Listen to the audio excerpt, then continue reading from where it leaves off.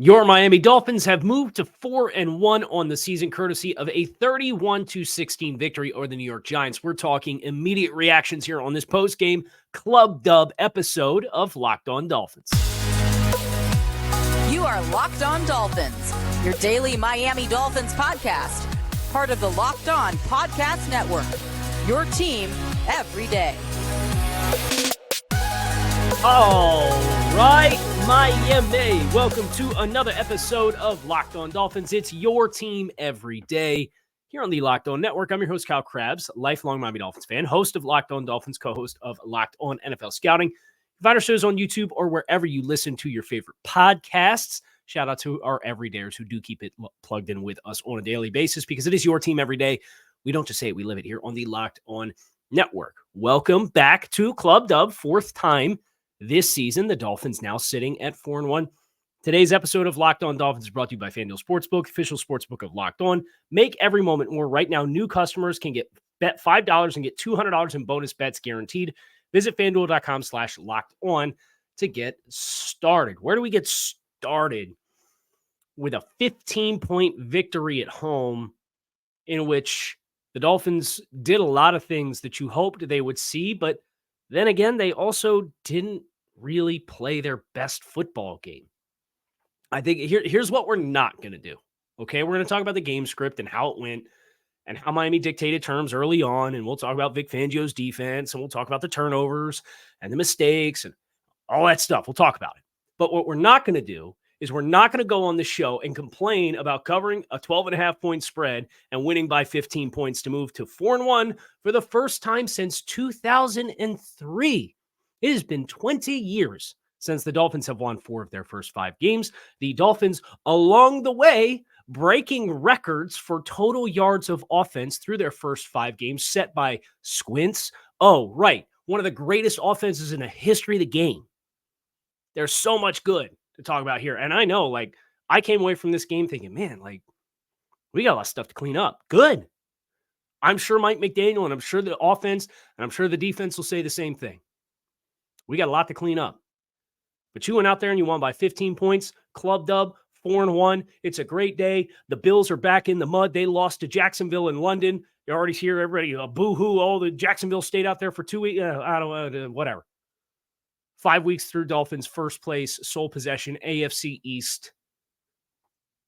Home next weekend against the Carolina Panthers. Let's focus on that after we finish recapping a 2-touchdown victory at the NFL level, which is not a small deal. And quite frankly, it was 15 points feeling like it was going on 50. Because from a game script perspective, the Dolphins were up 14-0. Then they were up 14-3. And then they were down inside the red zone, facing 3rd and goal after Jalen Waddle gets interfered with 10x to the degree that Kader Kohou interfered with Stephon Diggs the previous week and got called for defensive pass interference, and the refs kept their flags in their pockets, and Tua throws a pick 6, and now all of a sudden you're looking at, hey, we're going to go into halftime up 14-10. Psych, we get 3 points, and it's 17-10 going into half. 3 plays, 75 yards, coming out of the half, 24-10. You're back up, so you spend the vast majority of the game up 2 touchdowns. Working through the lead that you built. Miami, from a just pure numbers perspective, finished this game with 54 plays for 524 yards, an average of 9.7 yards per play. 9.7 yards per play. Shame on Tua with those scrambles, bringing down the rushing average. That's sarcasm if you're not watching on YouTube. 222 rushing yards on 23 attempts. That's also 9.7 yards per attempt. 302 net passing yards on 30 attempts. 9.7 yards per pass on average. Dolphins were sacked once, lost 6 yards as a result. They end up losing time of possession 3-0 in this game, and they lose time of possession by effectively 12 minutes, 36-24. So, that paints quite a picture. You lost the time of possession by 12 minutes. You lost the turnover battle 3-0. And yet you still managed to win by 15 points. The expectations of the football team have been elevated. And I appreciate everybody who wants to see the Dolphins come out and play a perfect game. I think they achieved what they needed to achieve. And in the process of trying to play a complete game along the way, there were some missteps. We got to address the fumbles. Raheem Mostert had a fumble that they didn't lose. Devon Achane did put a ball on the ground, gets it punched out by Xavier McKinney for a turnover on, I believe, the team's second possession of the game, with them looking like they maybe were going to get some moxie going. Yeah, 4 plays, 17 yards, Achane for 8 yards on the plus side of the 50-yard line. You fumble, you turn it over. Kayvon Thibodeau recovers that fumble. And you go 3 plays, 94. Achane makes it up with a 74-yard touchdown run. That puts you up 2 scores. And then I think that's where you saw this pass rush really make an impact. Obviously, one of the big talking points coming into the game was the New York Giants and their offensive line, and what the Seattle Seahawks did the previous week with 11 sacks on Monday Night Football. Well, the Dolphins ended up finishing this game with 8 sacks of Giants quarterbacks. 7 sacks of Giants quarterbacks. They effectively squeezed the pocket. Now, you didn't necessarily see big-time, obvious wins off the edge other than Andrew Van Ginkel ghost rushing against Josh Ezeudu for the sack that I believe was the one that got Daniel Jones hurt with the neck injury that moved him out of this game and brought in Tyrod Taylor. But here's some perspective that I think is really good. I'm sure everybody's going to point to Bradley Chubb, who did not have a sack in this game. Bradley Chubb, according to Next Gen Stats, had 7 pressures. He had 4 quarterback hits, and his average distance from the quarterback to him on each rush that he took was the best average distance closest to the quarterback per rush of any Dolphins player on the field. That includes Christian Wilkins, who had a ton of interior penetration and pressure. That includes Andrew Van Ginkel. That includes Zach Sealer.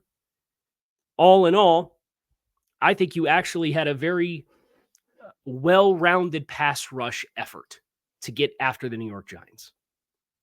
Obviously, we're wishing the best for Daniel Jones, who goes 14 of 20 for 119 yards and was sacked to those. He took six, and Tyrod Taylor took 1, and Tyrod Taylor should have taken at least 1 more, but Emmanuel Ogbah lets him out the grasp, and they convert on 4th down a couple of times on that last possession where you're sitting here wondering, are they really going to let this thing get all the way down back to 1 score at the end of the game? They did. But that's your script, really, is Miami pacing early and then learning and working to approach the game the right way. As far as we're up by multiple scores, we want to focus on pounding the rock, running the ball. You saw it on that Raheem Mostert touchdown run, that entire possession. They said, you know what? We're going to run it right at you. And they had success between the tackles. They had success on the edges. We saw a couple of the end arounds. I know that was something that we mentioned on the last show of the week, looking for Miami and their speed and getting on the perimeter. And they had a lot of success with that early on. There's a lot of good, but it wasn't all good. There's still things that need to be addressed. There's still errors that we are continuing to see that this team will need to continue to strive to improve. And when you play a team that's not 1-4 with a skeleton crew offensive line, some of these errors can be the kinds that come back and cost you a football game. And we'll talk a little bit about those after we talk about the defensive performance. And that is next year on this Clubbed Up episode of Locked On Dolphins. So stick with us. Snap into action this NFL season with FanDuel, America's #1 sportsbook. Right now, new customers can get $200 in bonus bets guaranteed when you place a $5 bet. That's $200 in bonus bets. Win or lose, if you've been thinking about joining FanDuel, there's no better time to get in on the action than right now. The app is easy to use. There's a wide range of betting options, including spreads, player props, over-unders, and more. So visit FanDuel.com/lockedon and kick off the NFL season. FanDuel, the official partner of the NFL. So defensively, the Dolphins didn't get a turnover in this game, and I, quite frankly, am incapable of caring any less. Because this is, you defensively, yielded 268 yards. You conceded 2.9 yards per rush, and that includes Daniel Jones on a number of occasions breaking the pocket, and Tyrod Taylor. Tyrod Taylor and Daniel Jones were the two best yards per carry players for the Giants. Daniel Jones, 4 for 24. Tyrod Taylor, 3 for 14. That's 4.7. I'm not a math guy, but I could tell you 4 for 4, 6 yards per carry. Actual running backs in this game for the Giants and their yards per carry. 2.1, Eric Ray. 2.3, Matt Breida. They were 9 and 12 carries, respectively, for 25 and 21 yards. And then Wan'Dale Robinson, the wide receiver, got 1 touch, 1 rush for 1 yard. So your traditional running wasn't happening against the Dolphins. And yes, were there some instances where I would have liked to have seen the Dolphins creep up and create a little bit tighter coverage on some of your third and mids? Yes. But through the scope and the perspective of we are calling a game in which we are spending the final 50 minutes of the game up by at least 1 touchdown, and 90% of the final 50 minutes of the game up by at least 2 touchdowns. I understand the perspective of playing soft and catching everything in front of your face. And at the end of the day, 32 dropbacks and pass attempts for 183 yards. And then they lost 22 yards on sacks. So in the grand scheme of things, this was how you call a game defensively when you are protecting a lead and not looking to give up a big strike. I thought Xavier Howard made a really nice play on the Darren Waller throw on the double move down near the red zone. I thought Eli Apple had a couple of really nice tackles. He gave up the one in-breaking route for a third down conversion that was a little loose at the top of the stem, but there was more than one occasion that I thought Eli Apple did a really good job of triggering and attacking and tackling. And tackling was not a strength early in the game.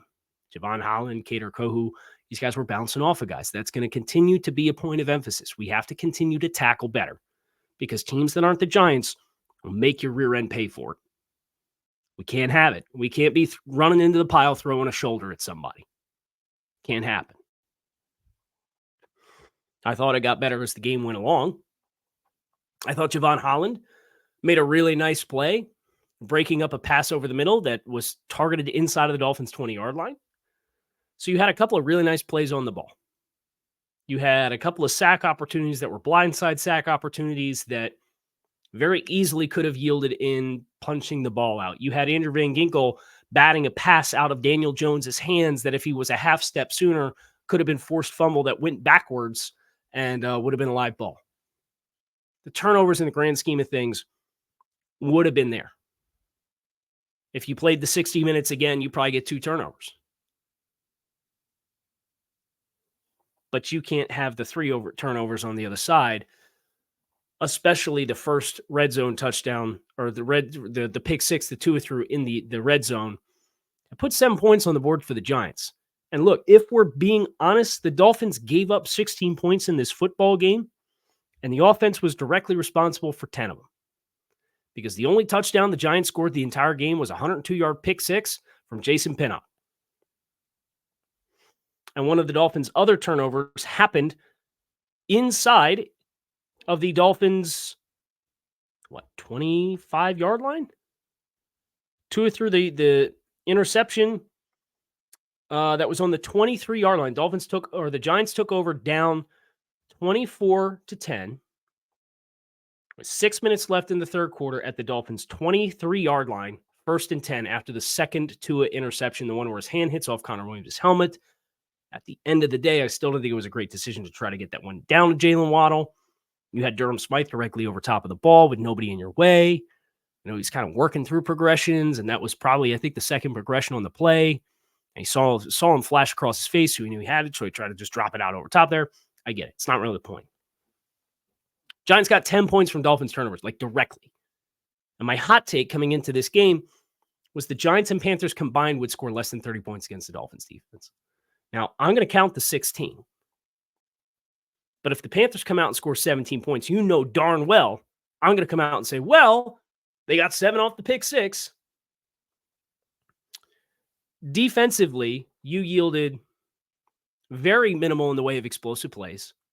You forced the Giants to play error-free football, to move the ball down the field with any level of consistency. Just look at the possessions for New York. 5 for 26, 3 minutes and 33 seconds. Punt. 13 plays to go 38 yards and possess the ball for 7 minutes of game clock just to miss the field goal to start the second quarter. 3 plays, 7. You go 3 now. 13 plays to go 44 yards. This is like pulling teeth for 6 minutes and 21 seconds just to kick a field goal to cut it to 14-3. 8 plays for 31, 5 minutes of possession, 4 plays for 4 yards, 2 minutes, field goal, 3 and out, 3 for 7. 10 plays to go 18 yards for 3 minutes and 54 seconds. And the last possession, 13 plays to go 66 yards and not get any points because you turned it over on downs, down 15 points. So possessions that the Giants had that were double-digit plays. I'm not a math guy, but I have my calculator right here, so I'm going to do it. And we'll do it together. We'll take this journey together. Double-digit play possessions for the Giants. 13 for 38. That's less than 3 yards per play. 2.92 yards per play on that possession. They go 13 for 44 on the field goal to cut it to 11-point deficit. That's 3.38 yards per play. And we had 2 more. 10 for 18. That's 1.8. I can do that one without a calculator. I'm not a math guy. And then you go 13 for 66 once the Dolphins are bleeding clock up 31-16 with 5 minutes left and 6 minutes left in the football game. 66 divided by 13 nonetheless is 5.07 yards per play. Methodical. Allowed errors to come. The Giants held a ton. They held more than was called. The defense directly yielded 6 points. In total, 16. You won by 2 touchdowns. Is there things we can... The running backs average 2 yards per carry? I know the final score says you won by 2 touchdowns. But the defensive performance against New York's offense and technically the Dolphins' offensive performance against the Giants' defense tells a very different story. Case in point, you outgained... You effectively doubled up the Giants in total yards in this game. You just turned the ball over 3 times, which is the kind of stuff you have to clean up. And that's what we're going to finish with here on this episode of Locked On Dolphins. So stick with us. These days, every potential new hire feels like a high-stakes wager for you and your small business. That's why you want to be 100% certain that you have access to the best qualified candidates. You could do so at LinkedIn Jobs. LinkedIn Jobs helps find the right people for your team faster and for free. You can add your job in the purple hashtag hiring frame to your profile, spread the word that you are hiring, and simple tools like screening questions make it easy to focus on candidates with just the right skills and experience so you could quickly prioritize who you would like to interview and hire. That's why small businesses rank LinkedIn Jobs number 1 in delivering quality hires versus leading competitors. LinkedIn Jobs helps you find the qualified candidates that you want to talk to faster. Post your job for free at linkedin.com/lockedonnfl. It's linkedin.com/lockedonnfl to post your job for free. Terms and conditions do apply. I do have to ask you guys a bit of a personal question. You ever have trouble, performing? Ever out with your partner, feel like you can't get the job done? Does it get worse when there's lots of people around? Is it even especially worse with guacamole? I'm talking about weak chips, perverts. The ones that can't handle a scoop of guac. Zach's Mighty Tortilla Chips understands the pain of trying to dip with weak tortilla chips. No one wants to go soft on the guac. Unlike other chips, Zach's Mighty Tortilla Chips are literally built to dip. They're made the old-fashioned way by cutting actual tortillas, so Zach's Mighty Tortilla Chips are both sturdy and delicious. Crisp, corny, and organic, these chips will take your tailgate to the next level. Dolphins are home again next week against the Panthers, so plan accordingly with your tailgate. Zach's Mighty Tortilla Chips are now available in Publix in sea salt, lime, and nacho flavors. You can find them in the deli section with the dips. Head over to Publix, grab a bag of Zach's Mighty, and scoop that guac like the stud that you are. So Club Dub it feels nice to be back. I hope everybody's made themselves at home. Drinks are in the back. Zach's Mighty and other snacks are in the back. Kick your feet up. Look around. Enjoy it. We will talk objectively about room for improvement as we finish this episode of the show. But nevertheless, it's important to remember you won by 15 points. I remember the days, looking at you, Adam Gase, where if the Dolphins won, they won by 3 points. I'll take 31-16. I'm winning ugly in the process any day of the week. Any day of the week. Room for improvement. This was one of those games for Tua, and it happens, and it's okay to say. Not his best performance. Couple of really aggressive shots. He took an aggressive shot to Tyreek Hill coming out of halftime. Not the 69-yard touchdown pass either, which was a beautiful ball. Say what you will. There were a couple of occasions throughout the course of this game where it felt like the Dolphins felt that they could take whatever they wanted, and therefore they tried to, as compared to continuously doing the smart, responsible thing. How about having 3rd and 1 when Tyreek Hill gets down inbounds to keep the clock running late in the game and is treated like a quarterback, and their market where he starts his slide, which I didn't think was applicable to non-quarterbacks as ball carriers. And you have 3rd and 1. And what do? We throw the ball. At the stage of the game, we had about 210 rushing yards, and we were averaging about 10 yards a carry. And we came out and we threw a crosser to Jalen Waddle, who had to peel back for the ball because Tua had to work through his progression. So by the time he gets over here, Waddle's got to work back to make sure the ball's not undercut, and he gets tackled behind the line of scrimmage, and you have to punt. Why don't we just run the ball there? Oh, from Tua's perspective, I understand what happened with the first interception. You're in the red zone. You're in the low red zone. You're trying to throw with timing and anticipate that window. You get a certain coverage look. It wasn't what you got post-snap, but you got to throw it with a quick trigger, and it gets intercepted and ran back for a touchdown. Okay.